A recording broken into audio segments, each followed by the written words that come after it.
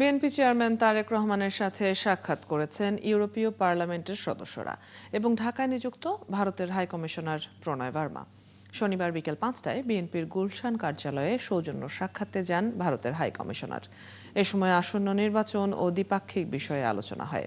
বৈঠকে ছিলেন বিএনপি মহাসচিব মির্জা ফখরুল ইসলাম আলমগীর, স্থায়ী কমিটির সদস্য সালাউদ্দিন আহমদ, বিএনপি চেয়ারপারসনের উপদেষ্টা মাহাদি আমিন, যুগ্ম মহাসচিব হুমায়ুন কবির।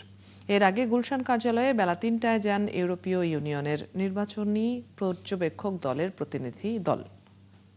ঘণ্টাখানেক আলোচনায় নির্বাচনে সহায়তার আশ্বাস দেন পর্যবেক্ষক দলের প্রধান আইভার্স ইজাবস।